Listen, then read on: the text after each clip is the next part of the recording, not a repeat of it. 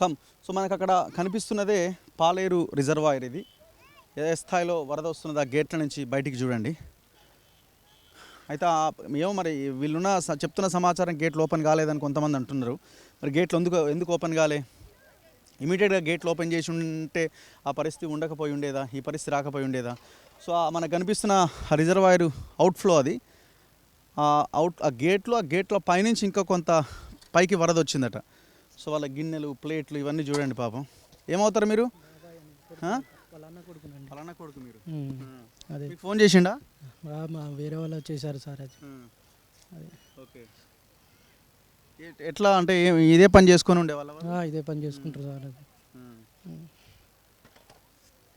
ఎందుకు అంటే ఏమైనా డిలే చేసిండా బయటికి రావడానికి? వచ్చానని ట్రై చేశాడు సార్. పాప పడుకున్నారు. పొద్దున్న లేచేసరికి వచ్చేసిన ఎటు పోలేకపోయారు సార్. వాళ్ళందరికీ చాలా వరకు పెద్ద వాళ్ళకి కూడా ఫోన్ చేశారు.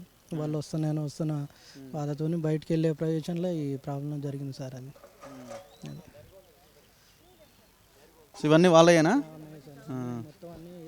ఫ్రిడ్జ్ గిజ్జు అంతా పోయినట్టునే.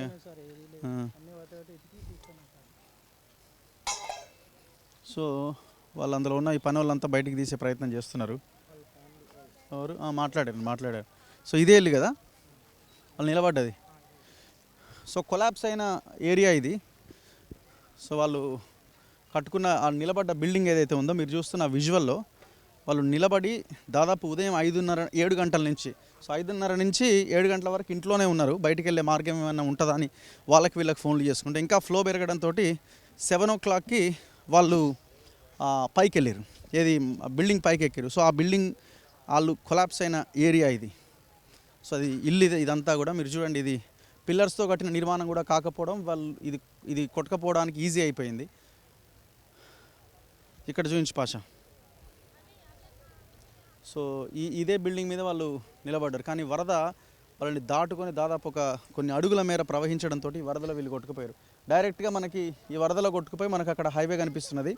వాళ్ళ అబ్బాయి అక్కడెక్కడో ఆ లైఫ్ జాకెట్ ఉండడం వల్ల అబ్బాయి అక్కడ వరకు వెళ్తే అక్కడి నుంచి లాగిరు ఆయన్ని. ఆ హైవే అది మెయిన్ కొత్త హైవే అది. సో ఇక్కడ నుంచి అక్కడ దాకా కొట్టుకుంటూ పోయిండు. సో అబ్బాయి బతకగలిగింది కానీ ఆ ఇద్దరు చనిపోయారు. బట్ ఆమె బాడీ ఇంకా దొరకలేదట. సో చూడండి మొత్తం వాళ్ళు ఈ ఫెన్సింగ్ తోటి చుట్టూ ఈ సిమెంట్ వాల్స్తోని చుట్టూ కట్టుకున్నారు.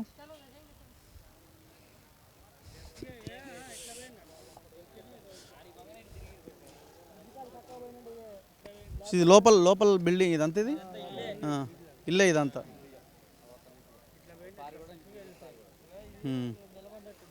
ఎక్కడ?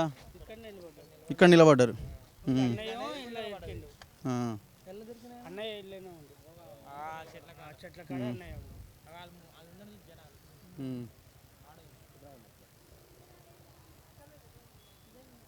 సో ఇది వాళ్ళ ఇల్లు.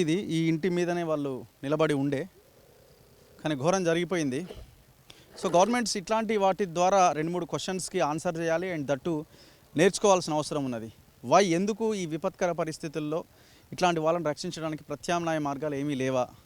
టైం కూడా లేదని కాదు. మార్నింగ్ 5:30 to 1:30 వరకు మ్యాక్సిమం టైం ఉన్నది.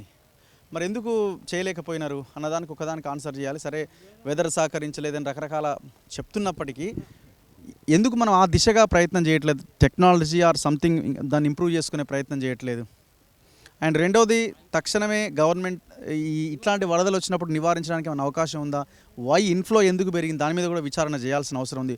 కేవలం వర్షం పడ్డది, 50 సెంటీమీటర్ పడ్డది ఇవన్నీ కాకుండా చెరువుల మెయింటెనెన్స్ ఏముంది ఆ పైన ఉన్నటువంటి వాటిలో? ఎవరు? ఓకే, అట్లనే ఉండిపోయిందా? ఎవరు ఈయన? చనిపోయిన ఆయన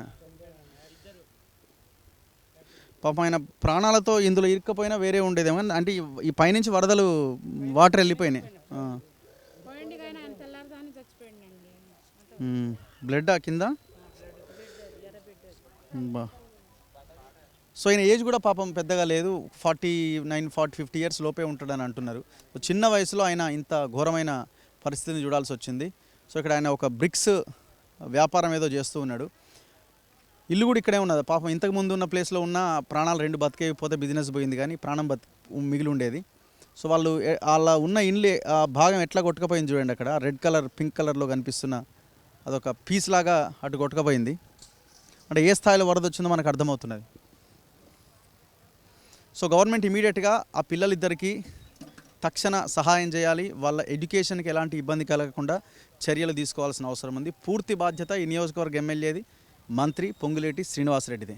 తక్షణమే వాళ్ళని మీరు తీసుకొని వాళ్ళకి అవసరమైతే ఈ బిజినెస్, వాళ్ళకి ఒకవేళ బిజినెస్ చేయదలుచుకుంటే ఈ బిజినెస్ని రివైవ్ చేసి వాళ్ళ చేతిలో పెట్టాలి. వాళ్ళ చదువు పూర్తయ్యేలాగా ఏర్పాట్లు చేయాల్సిన అవసరం కనిపిస్తూ ఉన్నది.